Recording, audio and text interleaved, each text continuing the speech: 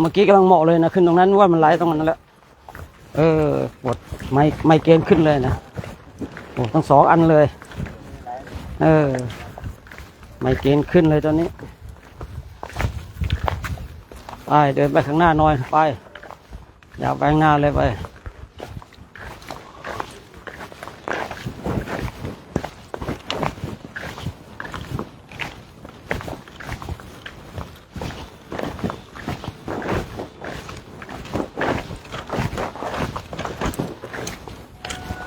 อ้าวรถไฟมาแล้ว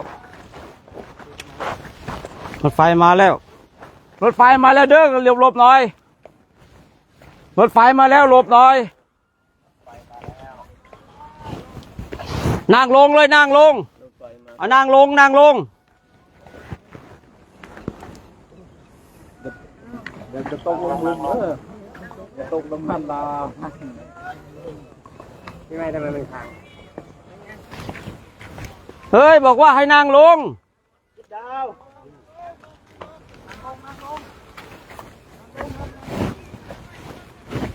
เป็นไง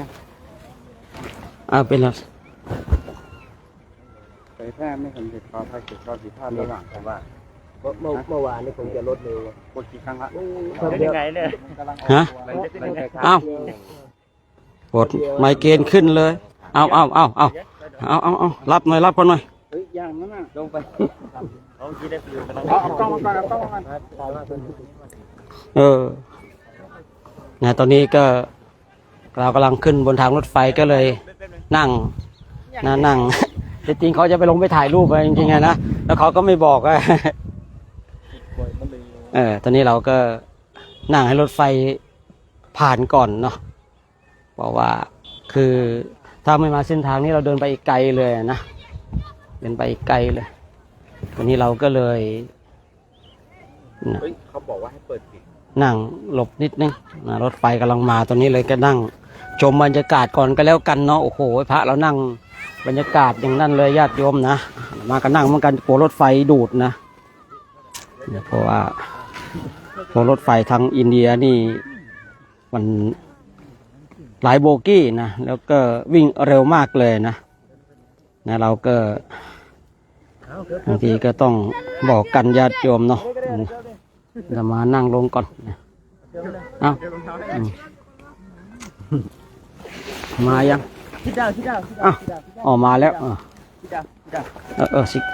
มันพวกนี้เก่งไม่ต้องห่วงล็อกมันอยู่แถวนี้คนพื้นที่เขาเก่งนะ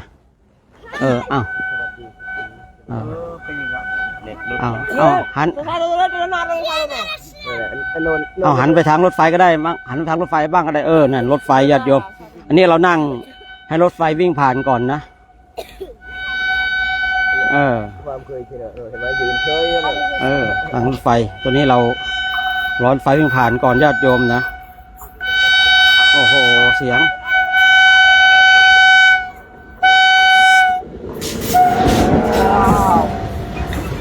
ว้าวโอ้โหรถไฟญาติโยมเลยรถกี่บุกี้ไม่รู้เนี่ยแต่พระเราจะต้องเดินตรงนี้นะเพราะว่าเป็นทางคือน่าจะทำให้ใกล้ลงประมาณสัก3-4 โลนะ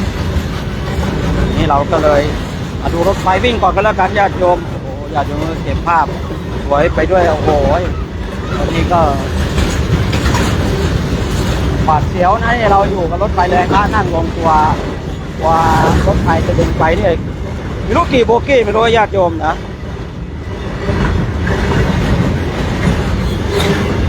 โอ้โหนี่เด็กเขารู้นะเด็กเขารู้นะเด็กเขาชำนาญเขารู้นะไปพอรถไฟไปเด็กก็มาเต็มแล้วเด็กพวกนี้เขาก็จะรู้เวลานะรถเป็นไงยังไม่ได้มาเลยเป็นเขียนเด็กมันได้ยินเสียงอาจารย์มันได้ยินครับมันยินเสียงอยู่ครับอยู่บนทางรถไฟครับตอนนี้เราก็จะออกเดินแล้วญาติโยมนะอันนี้เราก็เดินนั่งดูรถไฟวิ่งผ่านจำนี้ได้ยินเหรอครับบอกว่าถ้ารถไฟมาให้วอบอกไว้เด้อเหมือนกันนะ บอกด้วยนะ ถ้ารถไฟมาให้บอกด้วยครับอาจารย์ช่วยบอกครับอาจารย์ครับอาจารย์มานี่ครับให้เห็นรถไฟมาให้บอกด้วยครับ ไม่ใช่เหรอ แล้วทีนี้เสียงอาจารย์มานี่ ตอนนี้เราก็ อาจารย์มานี่ใช่ไหมครับอาจารย์มานี่ครับ โอ้โห แม่ บอกเขาด้วยอาจารย์โทรบอกว่าถ้ารถไฟมาให้พระอาจารย์มานี่บอกด้วยนะครับ จะได้หลบทันเหมือนกัน ถ้ารถไฟมาพระอาจารย์โทรบอกว่าให้อาจารย์มานี่มาบอกด้วยครับ ได้ยินแล้วยังไม่รู้เรื่องหรอกนะวันนี้ก็ขอเจริญพรอย่างเป็นทางการกับนายญาติโยมเนาะวันนี้คณะของเราก็เดินอยู่บนข้างๆทางรถไฟนะตอนนี้เราจะมาทางลัดเนาะเมื่อกี้ญาติโยมก็คงจะเห็นแล้วโอ้โหรถไฟเขาคือมาเดินบนเนี้ยเนาะเพราะว่ามันได้จนระยะทางได้ประมาณสัก2-3 โลเลยนะตอนนี้ก็เดินทางมากัน10 กว่ากิโลแล้วนะ10 กว่ากิโลแต่ว่าเดินในอินเดียนี่มันคาดการณ์ไม่ได้นะนี่บางทีเราพลาดกับรถน้ำเลยวันนี้ยังไม่ได้ดื่มน้ำปานะเลยนะน้ำปานะเลยให้ไปรออยู่ที่วัดเลยเพราะว่าคือถ้าให้มาก็คือบางทีเนี่ยรถน้ำเนี่ยเขาตามมาไม่ได้เนาะทางเดินกับทางรถเนี่ยบางทีมันก็ไปด้วยกันไม่ได้นี่ตอนแรกที่นั่งรอว่าจะดูน้ำมานะโอ้โหรถน้ำยังห่างเรา20 กิโลนะทีแรกก็ออกจากกันก็ประมาณ3 โลทีนี้รถน้ำเขาก็กลับไปในเส้นทางรถเราก็เดินในเส้นทางคนเดินพอเราจะพักเขาบอกว่าโอ้โหห่างไป20 โลก็ไม่ต้องมาแล้วเดี๋ยวไปดื่มน้ำปานะที่เข้าสู่ที่พักกันแล้วกันก็เป็นเช่นนั้นตรงนี้ญาติโยมก็มาร่วมอนุโมทนากันวันนี้พระท่านก็เดินในบนข้างๆรางรถไฟนะสิ่งนี้เองตรงนี้เองก็พรุ่งนี้เราก็จะคงจะเข้าสู่ภูเขาขอประทานอภัยก็เข้าสู่กรุงราชคฤห์นะซึ่งกรุงราชคฤห์นี้ก็มีวัดแห่งแรกในพุทธศาสนาในกรุงราชคฤห์นี่เป็นสมัยข้าวพุทธกาลมันเป็นเมืองที่มีอำนาจมากเลยนะตั้งแต่พระเจ้าพิมพิสารนะจนถึงพระเจ้าอาชาติศัตรูนะเพราะว่าไม่ใช่อยู่ข้างหลังคือมีภูเขาล้อมรอบนะภูเขาไม่ว่าจะเป็นเวปูระเวภาละนะปันทวะนะอิสิคีริและเขาคิจกูฏนี่ภูเขาทั้ง5เนี่ยเดี๋ยวปัญจคีรีนครมีภูเขารอบเมืองซึ่งภูเขาเหล่านี้ก็เป็นที่บำเพ็ญเพียรเนี่ยเราเคยได้ยินหรือเปล่าว่าเมื่อพระพุทธเจ้าในเขาเป็นพระโพธิสัตว์ได้ออกบำเพ็ญเพียรได้มาศึกษากับอาราลดาบททุกกะดาบทเนี่ยก็อยู่ในบริเวณเนี้ยนะเดี๋ยวพวกนี้เดินผ่านก็จะชี้ให้ดูว่าภูเขาของอาราลดาบทเนี่ยทุกกะดาบทเนี่ยอยู่ตรงไหนเกิดเป็นอาสมนะเป็นอาสมของพวกฤาษีภูเขาอิสิคิริภูเขาคิจกูฏเนี่ยได้ขึ้นอย่างแน่นอนเพราะว่าในบนนั้นก็จะมีกุฏิพระพุทธเจ้ามีถ้ำสุกลักขาตาเป็นสถานที่พระสารีบุตรได้บรรลุธรรมแต่เราต้องเข้าไปในเมืองกรุงราชคฤห์ตอนนี้เราอยู่รอบนอกอยู่เพราะว่าวันนี้เดี๋ยวเราก็จะไปพักที่สวนตาลหนุ่มจากภูเขาคิจกูฏ มาที่สวนตาลหนุ่มนี่ก็เกือบ30 กิโลนะถ้านับที่ภูเขาคิชกูดเนาะเกือบเนาะแต่ใช้คำว่า20 กว่ากิโลก็ได้เหมือนกันเพราะว่ามัน20ปลายพรุ่งนี้เราก็จะเดินจากสวนตาลหนุ่มเข้าสู่กรุงราชคฤห์กันแต่วันนี้เราเดินเข้าสู่สวนตาลหนุ่มทำไมจึงมีการเชื่อว่าตรงนี้เป็นสถานที่พระเจ้าพิมพิสารได้พบได้เจอได้แสดงได้รับฟังธรรมจากพระพุทธเจ้าคือมีหลักฐานมีพระพุทธรูปแล้วก็พี่น้องทางญี่ปุ่นเขาก็มาสร้างศาลาพรุ่งนี้ก็จะได้ไปกราบไหว้สวดมนต์ถ้าไม่มีอะไรผิดพลาดนะเพราะว่าทุกๆปีเราก็จะแวะไปสวดมนต์ครูบาอาจารย์ท่านก็บรรยายให้เราได้ยินได้ฟังแต่ตรงนั้นนะสัญญาณโทรศัพท์ก็ไม่ค่อยดีตอนนี้เราก็ปรับกันไปก็เดี๋ยวกันเนาะญาติโยมซึ่งเรื่องราวพุทธศาสนาพูดง่ายๆว่าจุดเริ่มต้นแห่งความเจริญรุ่งเรืองก็คือกรุงราชคฤห์นี้แหละเพราะกรุงราชคฤห์นี่ยังมีเรื่องราวมากเหลือเกินเช่นแม่น้ำต้นบัญญัติว่า15 วันอาบน้ำครั้งหนึ่งที่แม่น้ำตะโกธานเป็นน้ำแร่น้ำอุ่นคล้ายๆว่าบ่อน้ำร้อนของบ้านเรานั่นแหละนะแต่ที่นี่เขาเรียกว่าแม่น้ำตะโกธานซึ่งก็มีแล้วก็มีสถานที่อาบน้ำนะได้หรือบอกจะจบอยู่แล้วเนี่ยไปเดินคู่กันเรื่อยจะไปเดิน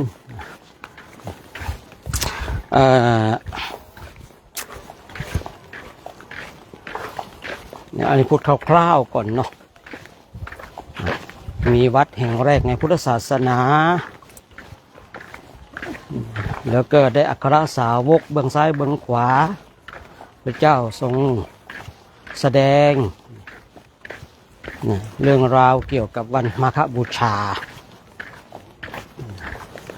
น้ำแล้วก็มีถ้ำสั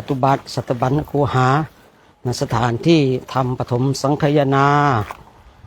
มีวัดแห่งแรกมีกุฏิโอ้เยอะเนี่ยเดินไป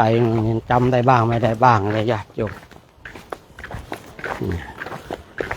แล้วก็มีที่อาบน้ำที่เราได้ศึกษากันว่าอินเดียแบ่งเป็น4 วรรณะกษัตริย์พราหมณ์แพทย์สูตรวรรณะ1 วรรณะใดสมสู่กันเองก็จะลูกออกมาก็จะเป็นจันทานเช่นกษัตริย์แอบไม่มีอะไรกับวรรณะแพทย์ลูกออกมาก็จะเป็นจันทานลูกจะเป็นจันทานโดยปริยายเลยคือถ้าว่าพูดง่ายๆว่าถ้าข้ามสายพันธุ์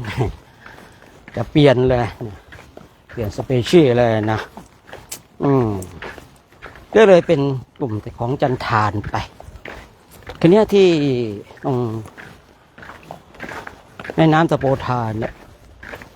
ก็เดี๋ยวนี้เป็นที่อาบน้ำวรรณะสูงก็จะอาบน้ำใสๆวรรณะจันทานเนี่ยอาบน้ำแบบขี้โคลนถามว่าเขาทำไมต้องอาบล่ะ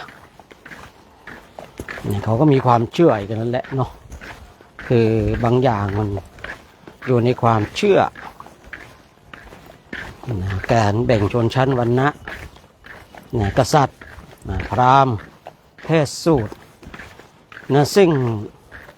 พระมหาโพธิสัตว์ในข่าวที่จะลงมาตรัสรู้เนี่ยก็ต้องตรวจดูก่อนว่าในยุคนั้นในการนั้นนี่วรรณะไหนเป็นวรรณะที่สูงสุดเช่นพระพุทธเจ้าบางพระองค์เกิดใน ตระกูลพราหมณ์นะเพราะว่าช่วงนั้นเนี่ยพราหมณ์เนี่ยมีอำนาจสูงสุด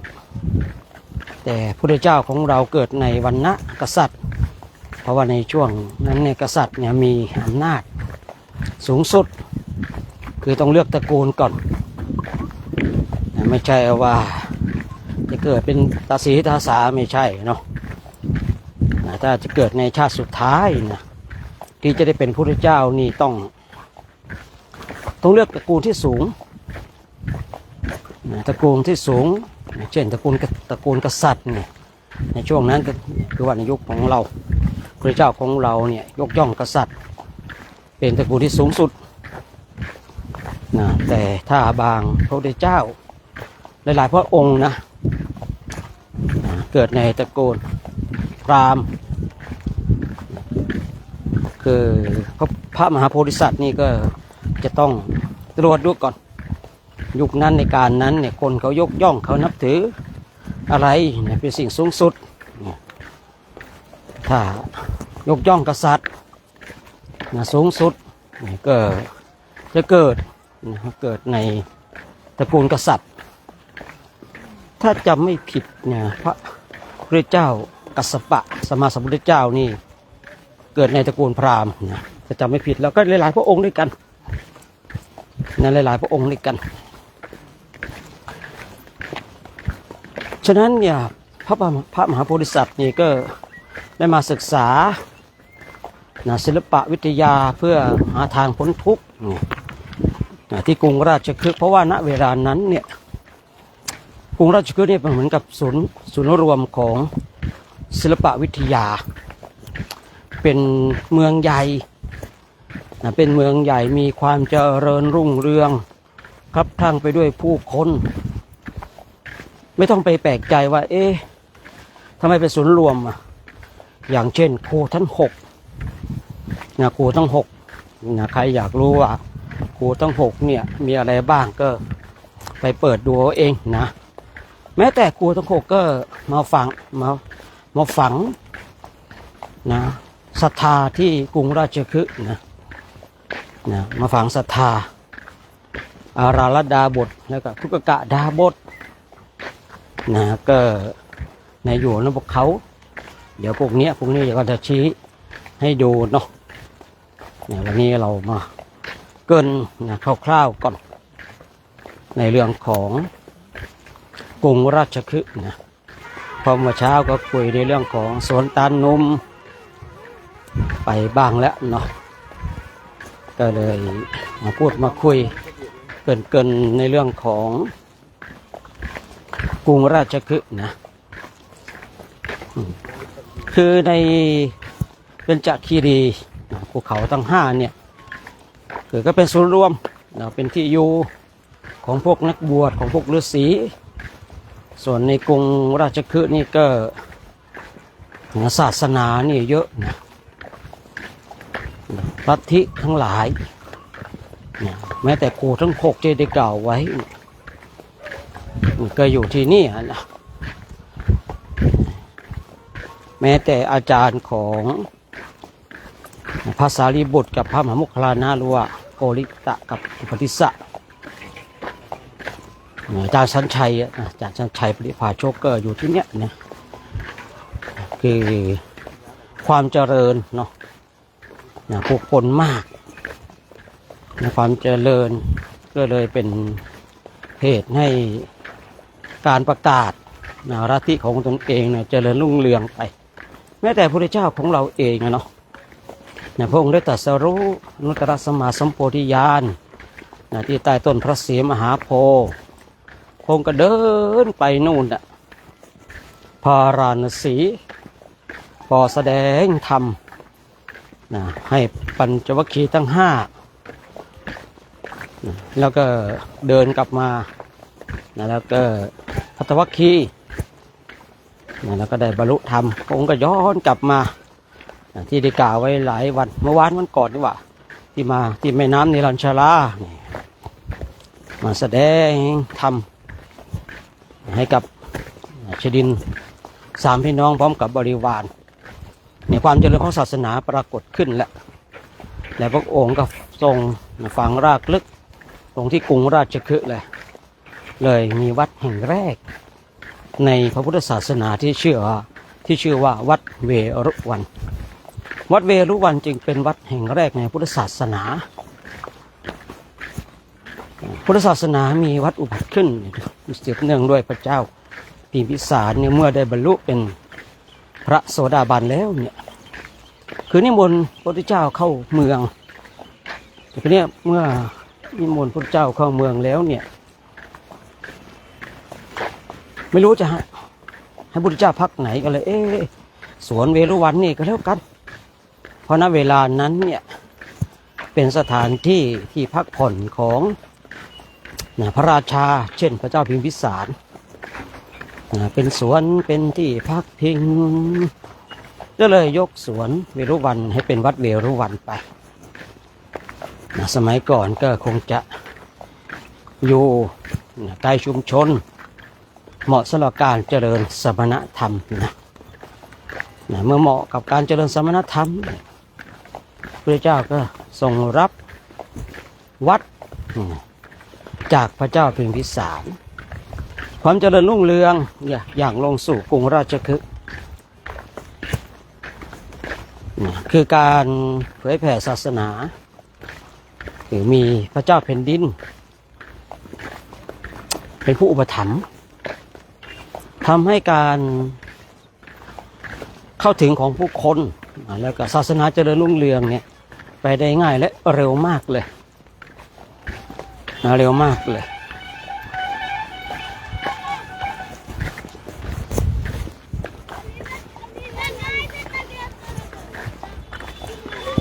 เมื่อศาสนาอย่างลงสู่กรุงราชคฤห์แล้วเนี่ยก็กระจายออกไปตามลัดไปตามแว่นแคว้นไปตามหมู่บ้านไปตามตำบลต่างๆจวบจนพุทธศาสนาเจริญรุ่งเรือง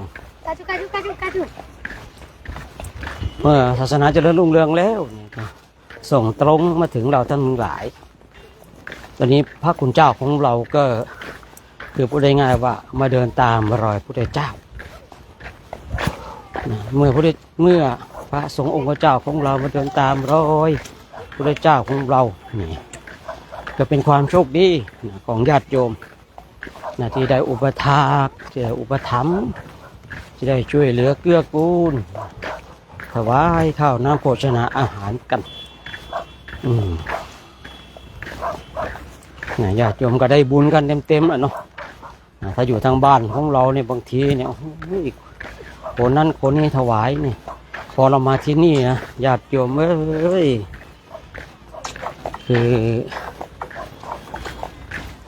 คือพูดง่ายๆว่าไม่ได้เหลือเฟือแต่ก็เพียงพอต่อการกบฉันทำให้พระท่านได้มีกำลังเดินในแต่ละวันในวันนี้ก็เดินมาถึงสวนตาลหนุ่มอีกวันหนึ่งแล้วเนาะคือคงไม่ไกลแล้วนะปีนี้เขาทำตรงนี้ดีมากเลยเนาะเมื่อปีที่แล้วนี่ยังไม่ดีแบบนี้เนาะไอตอนที่จุดเชื่อมต่อเขาตรงนี้มองกันจะขึ้นได้หรือเปล่าเนาะเราเลยไม่กล้าเสี่ยงก็เลยขึ้นมาบนรถไฟนะพรุ่งนี้เราจะเดินกลับทางนู้นนะญาติโยมนะฝั่งนู้นก็เป็นกรุงราชคฤห์นะถ้าเราไม่มาตรงนี้นะเราต้องเดินไปตามถนนทางโน้นนะเอาไว้พรุ่งนี้เราค่อยเดินกลับเนาะพรุ่งนี้เราก็เดินทางโน้นนะตอนมาทางนี้ตอนกลับทางโน้นน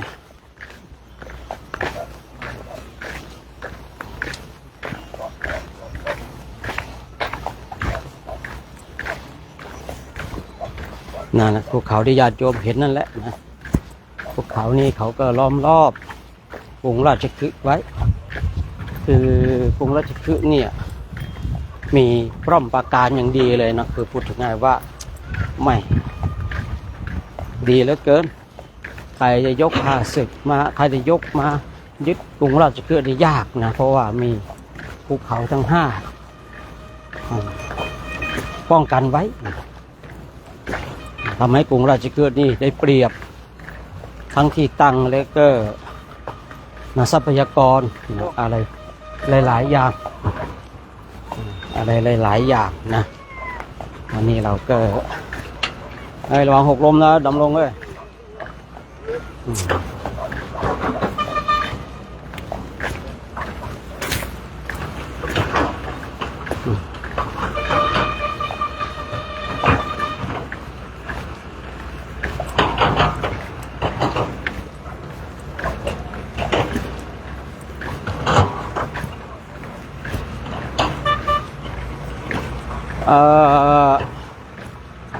เลดไปบอกให้เขาเดินเข้ามาเลยไม่ต้องเดินเป็นแถวนะขยับมาเดินมาไวๆเลยนะเดินมาไวๆเลยครับเดินมาไวๆเลยครับไม่ต้องเป็นแถวครับเดินมาไวๆเลยครับไม่ต้องเป็นแถวขยับบอกให้เขาขยับเข้ามานั่นเลยเพราะว่าตรงนี้ทางแคบมันจะไม่มีทางหลบเดินมาไวๆเลยครับไม่ต้องเป็นแถวบอกด้วยตอนนี้เราจะปรับขบวนนะเราจะไม่เดินเป็นแถวแล้วเราจะปรับขบวนญาติโยมนะเพราะว่าตรงนี้มันเป็นทางที่ถ้ารถไฟมามันจะหลบไม่ได้เราจะต้องเดินเร็วนิดนึงตรงนี้นะต้องคือบางอย่างเราก็ต้องปรับขบวนญาติโยมนะปรับขบวนเพราะว่าเราไม่รู้ว่ารถไฟมันจะมาตอนไหนเนาะในเส้นทางแคบด้วยนะในเส้นทางแคบตอนนี้แต่ว่าเห็นเด็กเขาเดินเล่นอย่างนี้อยู่ก็คือเด็กพวกนี้เขาก็คงจะรู้เวลารถไฟเดินมาเนาะรถไฟมาคราวนี้เราก็สังเกตจากเป็นคนในชุมชนก็ไม่น่าเป็นห่วงไม่น่าเป็นห่วงในเรื่องของรถไฟจะมาถ้ารู้ว่ารถไฟจะมาเนี่ยถ้ารู้ว่ารถไฟจะมาเนี่ยเด็กเขาคงไม่มานั่งเล่นอย่างนี้แน่นอนเกิดบางสิ่งบางอย่างเราก็ต้องรู้จักสังเกตนะญาติโยมเนาะรู้จักสังเกตอันนี้พระเราก็ปรับขบวนให้เดินกันมาแบบไวๆหน่อยเดินเป็นกลุ่มหน่อยเพราะว่าจะได้หลบถ้ารถไฟมาแล้วก็จะได้หลบกันง่ายๆนิดนึง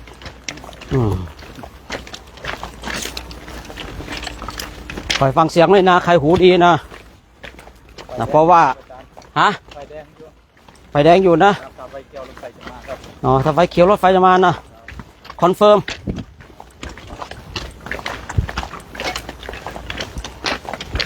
ตอนนี้เราปรับขบวนญาติโยมให้พระท่านเดินเดินฝั่งโน้นเดี๋ยวกลับไปฝั่งโน้นดีกว่าไม่เดินง่ายนะมาแล้ว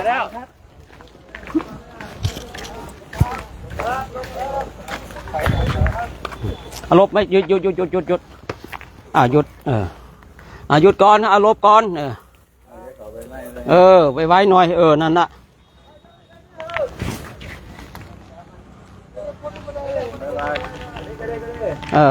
ลบก่อนวันนี้รถไฟจะมาเราเรานั่งพักนิดนึงเรานั่งพักนิดนึงเดี๋ยวรถไฟจะมานะเราก็ปรับขบวนเนี่ยปรับขบวนของเราเนาะถือเป็นการพักแข้งพักขาไปด้วยนะ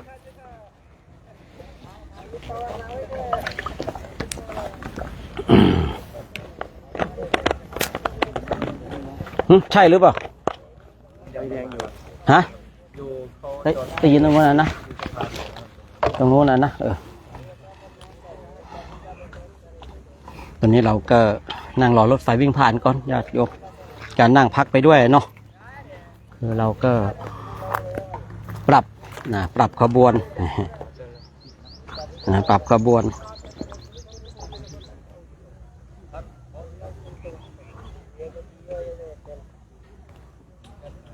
นั่งรอรถไฟวิ่งผ่านก่อนญาติโยม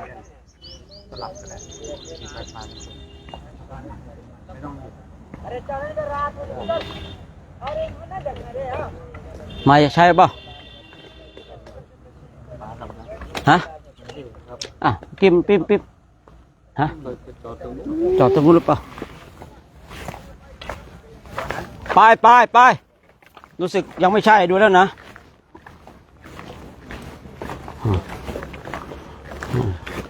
มาเดิน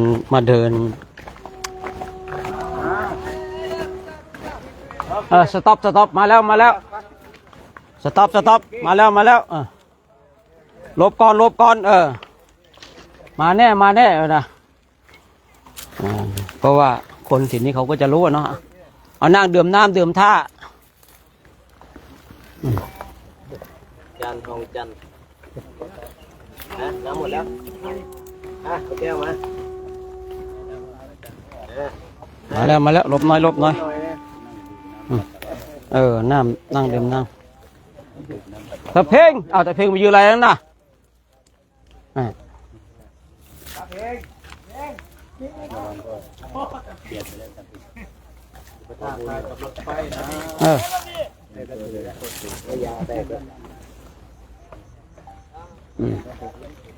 วันนี้เราก็คือเราเดินมาตรงนี้มันสบายไปเยอะเลยถ้าเราเดินเราเดินขึ้นเขานะเราจะเดินขึ้นเขาแต่พอมันตรงนี้มันเดินแบบสบาย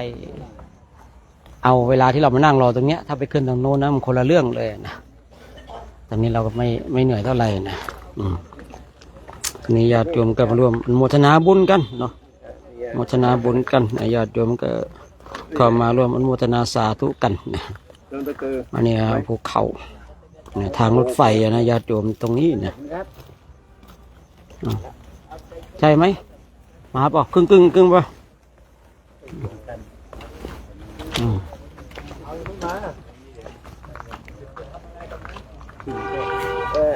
แค่รู้แบบเมื่อวานนี้แป๊บเดียวถึงก็ได้ไม่ใช่หรือเปล่ายังแต่รถเมล์จ้าแต่มันต่างกันเมื่อกี้มันเมื่อกี้มันไปนู่นมั้งเอาดีๆแล้วตอนนี้โทรวอไปถามจำนิดดิมีรถไฟมาหรือเปล่าคนนี้เรากำลังลุ้นกันตอนนี้นะเพราะว่าตรงนี้มันทางแคบด้วยนะช่องแคบด้วยตรงนี้นะไปดูก็ได้ไปดูก็ไปเห็นไหนก็ตายไปดูเลยเดี๋ยวตรงนี้อยากจะถึงวันแล้วการจำวันนี้ครับรถไฟมาหรือเปล่าครับแคบนะมันไม่มีหลบยามวันนี้ครับรถไฟมาหรือเปล่าครับเห็นไหมครับ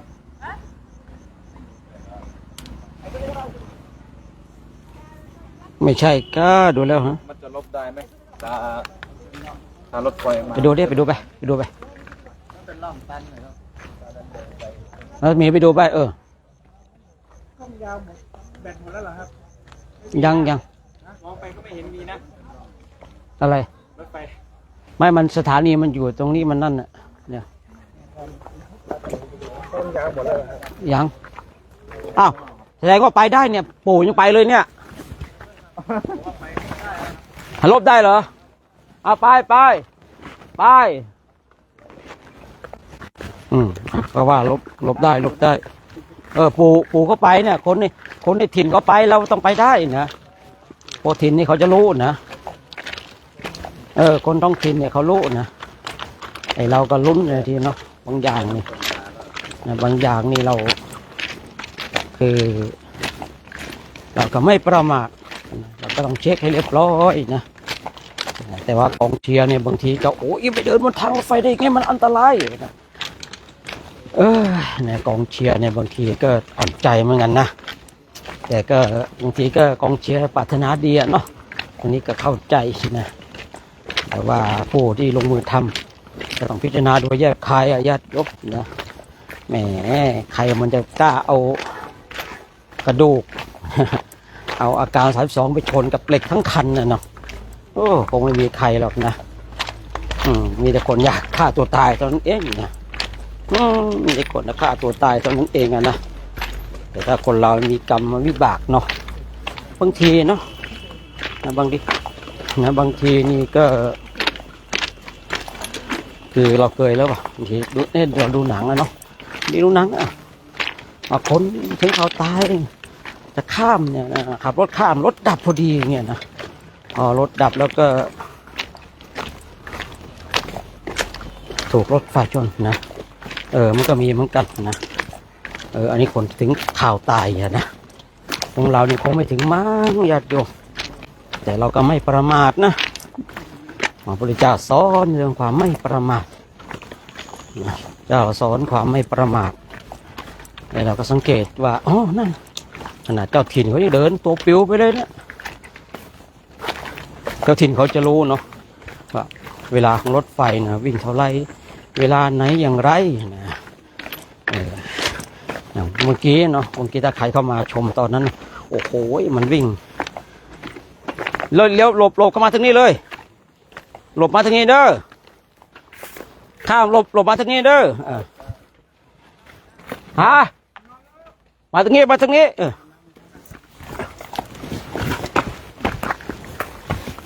กลับมาเลยข้ามมางี้เลยเร็วไอ้กะจะยืนทำไมอ่ะ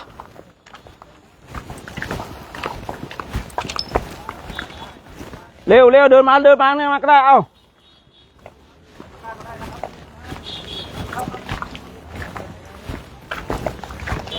แบ่งมาข้างหน้าบ้าง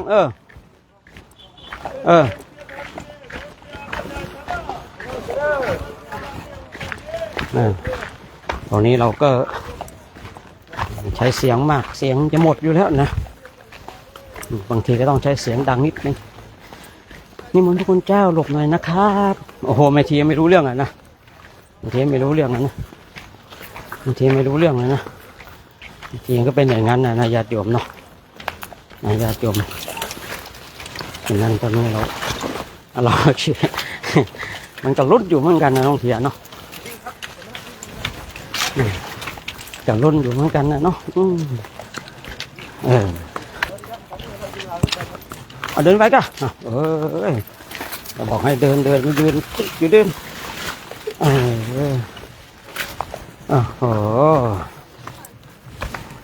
เอาละ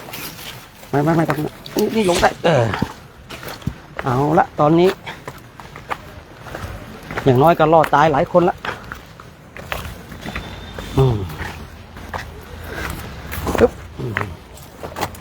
ทีนี้เราก็ขับขบวน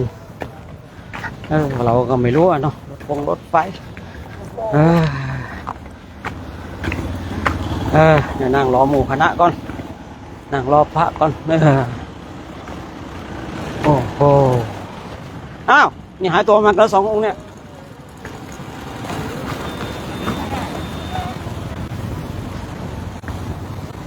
สมัยก่อนไม่มีนะผู้หญิงใส่กางเกงยีนเนี่ยเดี๋ยวนี้มีแล้ว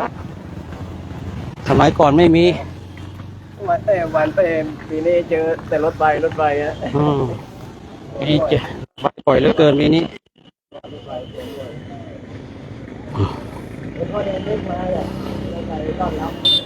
อันนี้เราก็จะเห็นพระท่านกำลังเดินกันอันนี้ปลอดภัยละเมื่อกี้ช่องแคบมาญาติโยม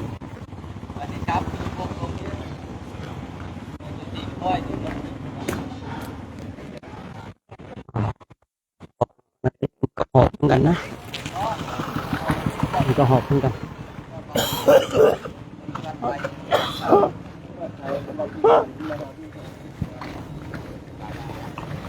มาหมดยังไม่ชีมาแล้วเหรอไหวแท้ไปสาธุถึงแล้วจะถึงแล้ว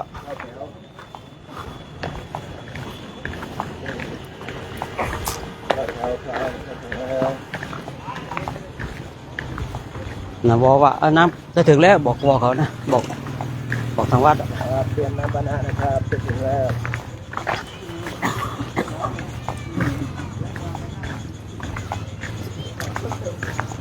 อาจารย์มนุษย์ครับใกล้จะถึงแล้วเตรียมน้ำปานะ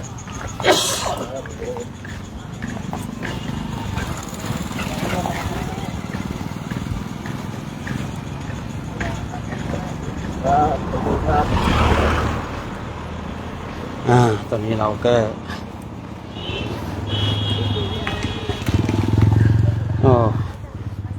ชีวิตนะชีวิตของพระ ไม่น่าเลยโอ้โหนี่ร้านค้านี่กล้องเราไปไหนอ้าวหลุดไปหมดแล้วก็อ้าวนี่ร้านค้านี่โยมนี่ดูร้านค้าของเขาไม่ต้องลงทุนเลยมากมายเลยนะฮะ น้ำมัน มีน้ำมันนี่จะถึงแล้ว จะถึงแล้วครับ โอ้ กำลังเตรียมถวาย โอ้โหพระครูเอาจริงงานนี้นะ จะเป็นเจ้าภาพแล้วครับ เดินจนอานิสงส์เกิดเลยตอนนี้นะอะไรดูอะไรเอ้ยเอานั่นแหละไม่ต้องกล้องหน้าล็อกนะใช้กล้องหลังอันเดียวนี่กล้องอะไรกล้องกล้องหลังอย่างเดียวนะนั่นอย่างนั้นงั้นโอเคอยู่ญาติโยมเนาะนี่เราญาติโยมก็ต้องญาติโยมก็ปรับใจเนาะบางทีเนาะเราอะไรนะเดินกันนะกล้องอัตสันบ้างยังไม่ตาลายกันนะญาติโยมนะตาลายนี่บริเวณเนี้ยสวนตันหนุ่มบริเวณเนี้ยที่พระพุทธเจ้าทรงแสดงธรรมโปรดพระเจ้าพิมพิสารเนาะแต่พวกเนี้ยนะพวกนี้จะได้พาท่านทั้งหลายไปดูแต่ไม่แน่ใจว่ากี่โมงนะไม่แน่ใจว่ากี่โมงแต่ว่าบริเวณเนี้ยคือคนแสนคนนะ110,000นี่ไป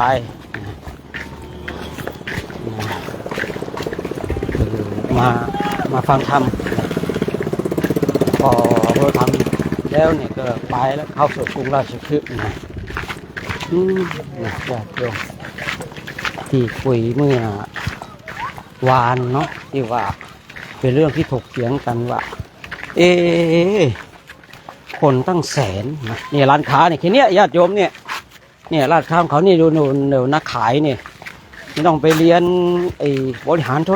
รกิจไม่ต้องไปเรียนการตลาดเลยดูดิดูด้วยเนี่ยตัวแค่นี้เจ้าของร้านแล้วรับบ้านเราเนี่ยโอ้โหไปเรียนการตลาดบริหารธุรกิจหาความสุขไม่เจอเลยเนาะของเขาเด็กตัวน้อยเมื่อกี้ขายของเป็นแล้วหาเงินได้แล้วเนี่ยแค่นี้เองคือบางสิ่งบางอย่างเนี่ยบางทีเราก็ดิ้นรนเพื่อจะหาความสุขแต่เราก็ไม่รู้ความสุขอยู่ตรงไหนอะนะคนเราเนี่ยมันดิ้นรนหาความสุขนะแต่เราก็ไม่รู้ว่าความสุขอยู่ตรงไหนคนสุดท้ายก็หาความสุขไม่เจอพอหาความสุขไม่เจอก็จบไปชาติหนึ่งแต่แค่นั้นเองชีวิตนะแต่แค่นั้นเองเนาะดูเด็กเมื่อกี้นะนั่งเฝ้าร้านขายขนมร้านเขาไม่แค่นั้นไม่ต้องไปโอ้โหไปกู้เงินกู้ทองอะไรเอาโฉนดเอาโฉนดอะไรไปเข้าจำนำทกสอะไรกันไม่รู้นะเนี่ยร้านค้าแค่นี้เนี่ยญาติโยมเนี่ยร้านค้าเขาเนี่ยมีสแกน QR code จ่ายตังค์ด้วยนะเนี่ยทำไมทันสมัยได้อย่างไรมีการสแกน QR code จ่ายตังค์ด้วยในร้านค้าแค่นี้เราคิดดูว่าร้านค้าแค่นี้มี QR code แล้วญาติโยมนี่ร้านค้ารูปภาพน่าจะเพิ่งมาเนาะรูปภาพน่าจะเพิ่งมาโอ้โห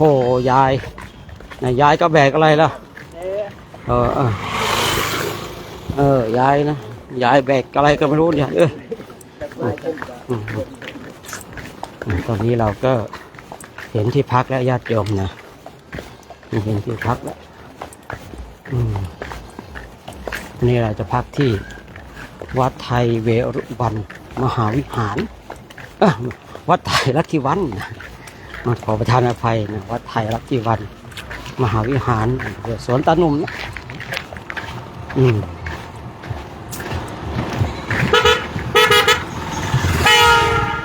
เดี๋ยวเราจะได้ไปร่วมถวายน้ำปนะกันนะญาติโยมเนาะเวลาที่จะมาภาพน้ำปนะถวายญาติโยมจะน้อมใจเนาะท่านที่ได้ ร่วมบุญร่วมกุศลถวายเป็นปัจจัยมานี่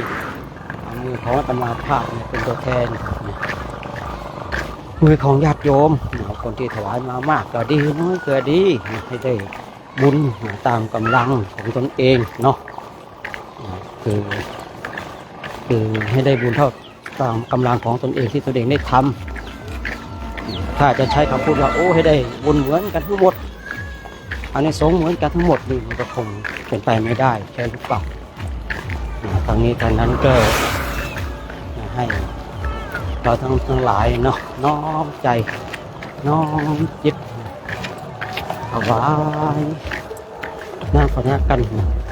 นี่ปกติก็ผิดแผนนะปกติเราก็จะถวายระหว่างทางแต่ว่าที่ได้กล่าวไว้นะคือพัดหลงกับรถน้ำพัดหลงกับรถน้ำก็เลยไหนๆก็คือพูดง่ายๆว่ารถน้ำที่เราติดต่อได้ล่าสุดว่าอีก5 โลถึงที่พักแล้วก็อีก5 โลนะถึงที่เรานั่งพักก็เลยใช้การตัดสินใจว่า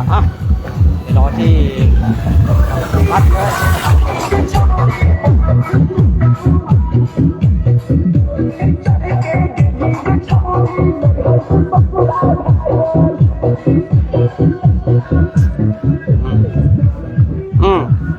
นี่แหละไม่ดังไม่ใช่อินเดียนะเบสนี่มันต้องดีโอ้โหสุดยอดเลยนะเครื่องเสียงเขานะยอดเลยนะญาติโยมเนาะเดี๋ยวเราก็จะได้ร่วมกันถวายน้ำปานะกันนะในกวาดดำรง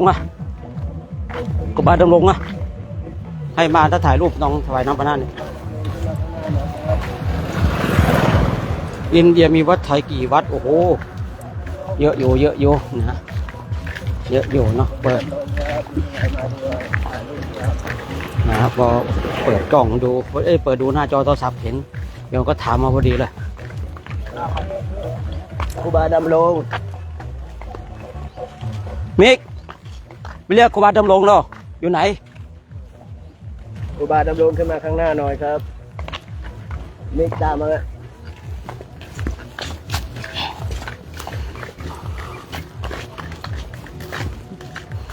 อ๋อไม่ใช่นะแต่ว่าที่โคโยตี้นี่อีกที่หนึ่งนะที่อินเดียเนี่ยเครื่องเสียงเขาจะประมาณนี้แหละญาติโยมนะโยมถามว่าที่เคยเล่าเรื่องโคโยตี้นะอีกหลายวันอยู่สามัคคีเดี๋ยวขอถ่ายรูปถวายน้ำปานะโน่นในตรงไปตรงนู้นในวัดนู้นทางเข้านู่นไปเดี๋ยวเราน้ำปานะน้ำปานะนู่นไปเลยกันเดินน้ำหน้าไปกันน้ำหน้าไป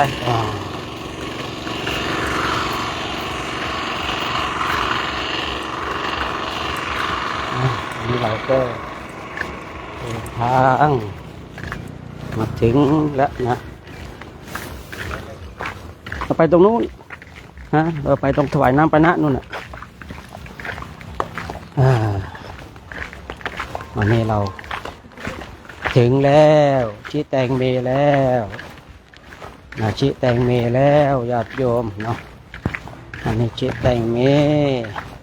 เราเป็นผู้ที่ชนะแล้วเนาะเข้ามาวัดไทยโรงเรียนวัดไทยรัตติวันมหาวิหารนี่ก็เดี๋ยวญาติโยมก็จะได้แป๊บนึงเลยช้าแป๊บนึงญาติโยมก็จะได้ร่วมกันถวายน้ำปานะกันถวายน้ำปานะกันในวันนี้เนาะวันนี้ก็อันนี้ออกไม่ได้นะมาอยู่นี่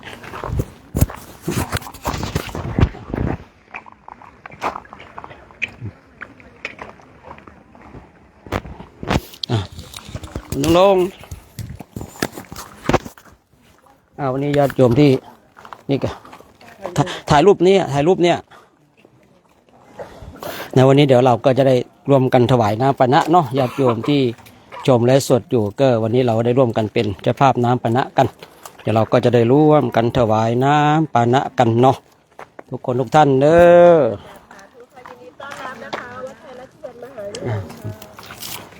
สาธุนะ โชคดีโชคดีโมทนาเนาะญาติโยมก็ได้อุ๊ยโทษทีเอามาไหมสาธุญาติโยมที่ชมไลฟ์สดอยู่ทางบ้านก็มาร่วมอนุโมทนาบุญกันเด้อร่วมอนุโมทนาบุญกันน้ำปนะนี้ก็เป็นของญาติโยมนะจะได้มาร่วมด้วยช่วยกันนะอาตมาภาพใช้สองมือของอาตมานะเป็นตัวแทนมือของญาติโยมนะได้ถวายน้ำปนะวันนี้เป็นน้ำลัสซี่นะโอ้โหลัสซี่นี่ถือว่าเป็นน้ำสุดยอดเลยนะน้ำสุดยอดเลยพระคุณเจ้าของเรามาถึงแล้วก็นะจะได้มีพลังนะในการทำวัดสวดมนต์เจริญธรรมกรรมฐานกันนะทำกรรมฐานกันนะฉะนั้นก็ญาติโยมนะทุกคนทุกท่านวันนี้ก็โชคดีนะพระคุณเจ้าของเราก็ชิแตงเมเนาะชิแตงเมแล้วนะชิแตงเมเดี๋ยวจะได้ทำหน้าวัดทำวัดสวดมนต์กันทำวัดสวดมนต์กันนี่สามเณรก็ดีพระก็ดีญาติโยมก็ดีมาร่วมบุญกันเนี่ยนะมาร่วมบุญกันอันนี้เป็นของญาติโยมนะของพระด้วยญาติโยมด้วยอาตมาเป็นเพียงตัวแทนนะเป็นสื่อกลางเป็นสะพานบุญให้กับญาติโยมกันนะตรงนี้ก็เป็นของทุกคนนะที่ได้ร่วมถวายจตุปัจจัยมาเนาะได้ร่วมถวายจตุปัจจัยมานะทุกคนทุกท่านเนาะแม่ชีให้คนละสองเลยโตไว้นะแม่ชีให้แม่ชีให้คนละสองจะให้โตไว้นะสาธุเจ้าสาธุสาธุมาใครยังโอ้อุบาสกคนเดียวนะมีเดินยังไม่หมดไหนมากูไปยืนนะได้แล้วยืนเอาแล้วสาธุถ่ายรูปนั่นได้กันครบนี่สั่งภาพเรามาถ่ายน้อยถ่ายด้วยเดี๋ยวนู้นถ่ายน้อยนั่นถ่ายเขาน้อยเนี่ยนะรูปบุญนะเราต้องรูปสาธุโชคดีนะโอ้โหช้างเก็บสาธุเป็นไงบ้างสบายดีโอเคช้างเก็บไปแจกทั้งแม่ครัวทั้งพระที่อยู่ตรงนี้เด้อไปไปสาธุโมทนานะโอ้ยมอยู่นี่ไปไหนไปตรวจสุขภาพรับฟังผลที่ไหนก็เลยกลับไทยเร่งด่วนกลับไทยเมื่อก่อนเนี่ยท่านยังว่าจะมาวันที่18นะคะพอดีเร่งด่วนท่านแบบกลับมาจากงานสาธยายเพิ่งนึกได้ว่าหมอนัดไปฟังผลก็ใช่ทีนั้นก็อยู่ที่พอมานอนตื่นเช้าใช่ไหมคะท่านบอกพระอาจารย์จะกลับไทยนะดูแลเลยเอาดีแล้วสาธุโชคดีไปดูเขานี่เอาไปดูเขากลางเต็นท์ก่อนไป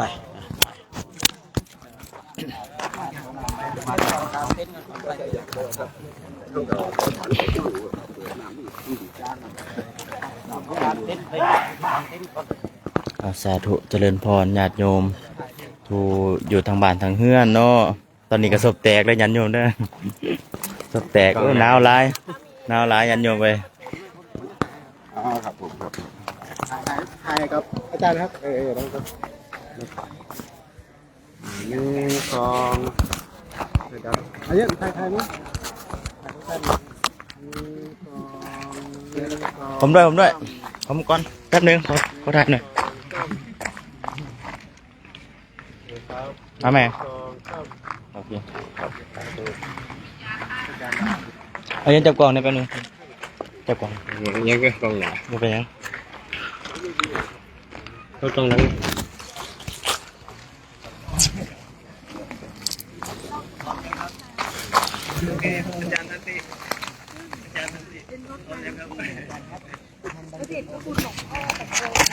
ซื้อให้ครับ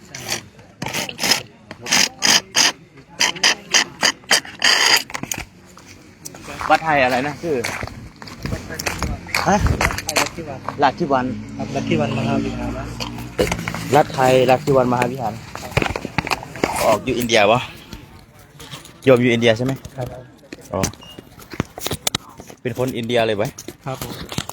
ดีใจไหมพระมาเยี่ยม โอ้ดีใจมากครับ ดีใจไหม ผมก็เป็นเคยบวช โอ้เคยบวชโอ้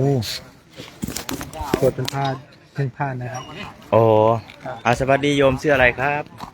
ชื่อมุนนาครับ อ๋ออยู่หมู่บ้านนี้เหรอ ไม่ครับผมมาจากนารันทาครับ โอ้แต่ว่ารู้จัก รู้จัก วัด ลำโพง นี้เนาะ ครับ เคย ผม บวชไหมเคยบวชวันนี้ ไม่ครับเคยบวชผม14 ปีแล้ว เคยบวช14 ปี ครับผม อยู่วัด14 ปี กาวัดไทยชื่อราชกิจนู่น โอ้ ผมอยู่นั่นเป็นตอนนั้นเป็นเนนด้วยเป็นผาด้วย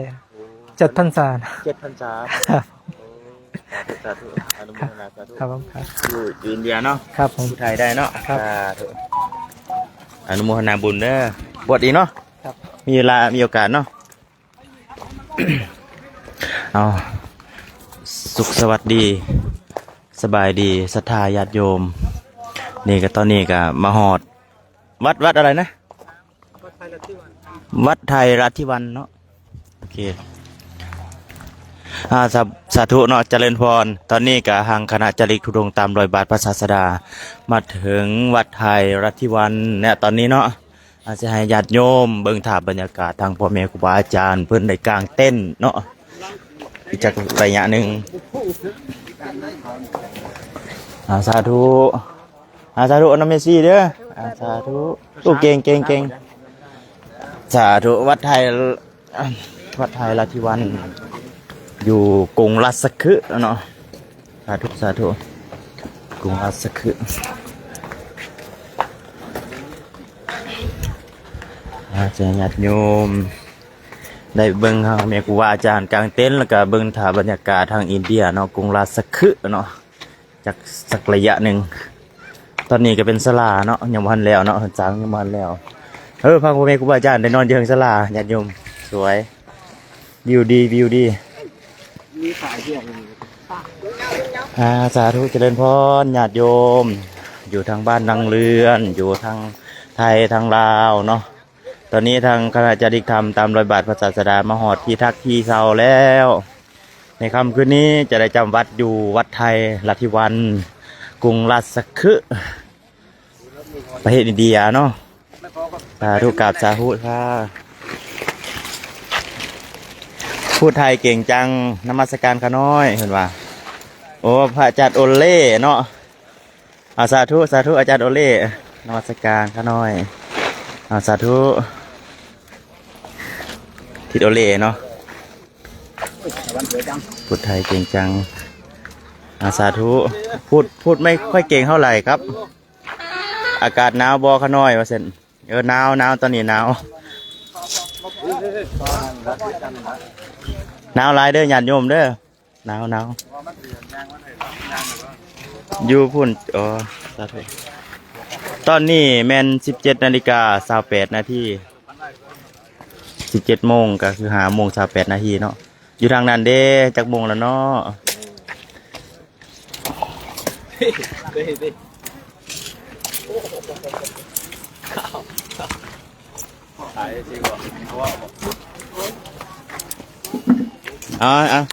ถ้าใครสบายดีอยากอยู่เนี่ยมิตรกางเต็นท์ไปเลยก็บอกไปเลยก็ได้สาธุเจริญครับผมคิดจะได้เนาะมาจาริกในแดนพุทธภูมิเนาะ รู้สึกว่าแปลกไหมแล้วก็ท้าทายดีกับสถานการณ์ใหม่ๆที่บ่เคยเจอในบ้านเฮาเนาะตอนนั้นก็ถือว่าเป็นสิ่งที่ท้าทายและก็เหมาะแก่การฝึกฝนสำหรับนักปฏิบัติอย่างเริ่มต้นใหม่เนาะอันนี้ก็ถ้ามีโอกาสก็เจริญพรมาได้นะทุกฐานอยู่ฝั่งไทยฝั่งลาวก็ดีนะ